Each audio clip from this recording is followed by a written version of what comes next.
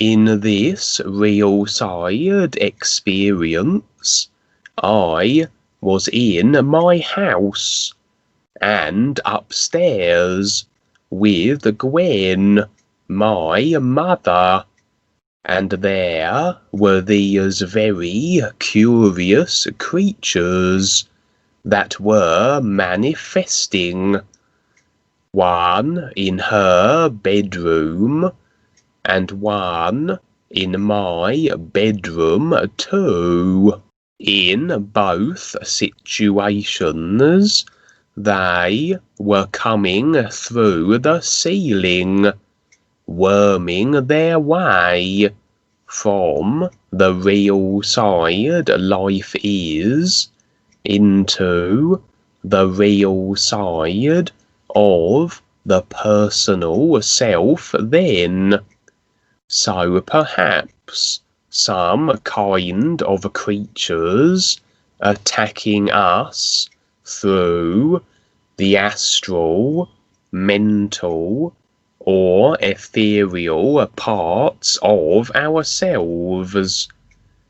So had we not been shown this, we would have been perhaps unaware of the attack, and maybe then these creatures would have remained in the unconscious and affecting us from the real side. The fact they entered through the bedrooms very much suggested they had invaded while the physical body had been sleeping, somehow latching on when we were both on the real side, or potentially, if not dealt with, a decision to rid them from our personal selves not made. Maybe they might crawl from the upper floor to the ground floor of the house. This would demonstrably present as a taking over of the physical body.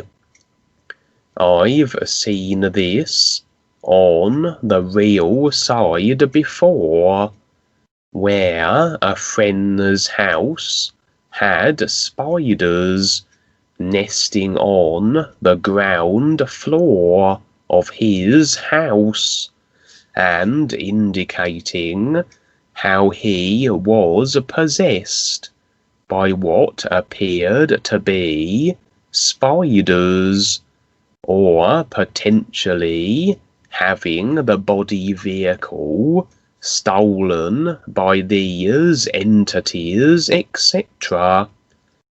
Both these creatures were the same, but the one in my room could only wriggle through the ceiling so far and became stuck. All you could see of it were spindly legs, antennae, a weird membranous impression of a translucent body, almost like a jellyfish. Gwen and I watched the one in my room first, and it seemed unable to enter, so I suggest the automatic protection through my real intent and sincerity to recognize the ears blocked its invasion. It must have been an agreement that allowed it latching on, but having realized this and been shown, agreement redacted, and hence it couldn't invade my personal vehicle. Satisfied, we went then to Gwen's room, and a similar creature was forcing its way through the ceiling, as though the ceiling presented the barrier you'd expect, but not quite enough to cease its progress. Again, agreement had allowed it access, and decision removal of the agreement would block it now. It would be up to Gwen to decide, and although she clearly didn't want it here, she seemed unable to prevent it, perhaps due to not being as aware. Her real intent found wanting. Automatic protection then unavailable, and overall she was not releasing the agreement, not deciding adamantly on this creature's expulsion. As we watched, first came the creature's spindly insectoid legs, then its antennae probing and feeling its way forward. The jellyfish-like body came into view, and it apparently was far bigger a creature than its initial wriggly, spidery legs suggested.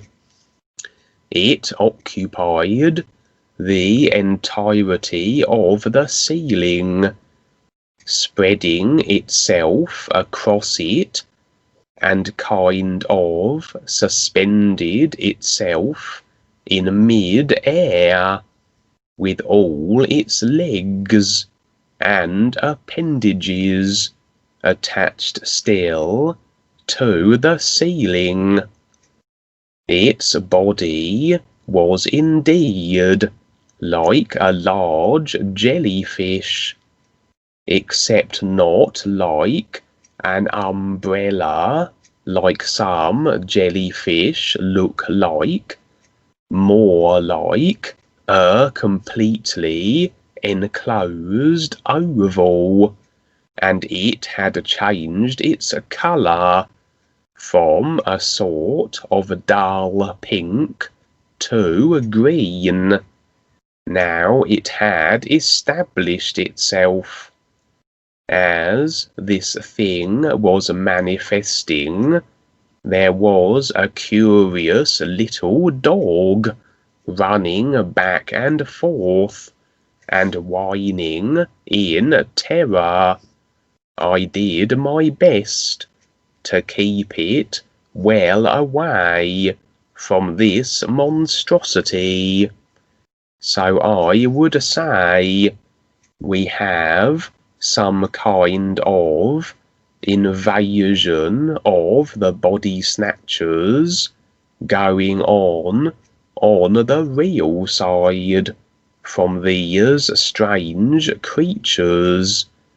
But it does seem that once again the sincerity of the real intent keeps all these nasties, entities, and critters from our personal self-houses, preventing infection from the real side.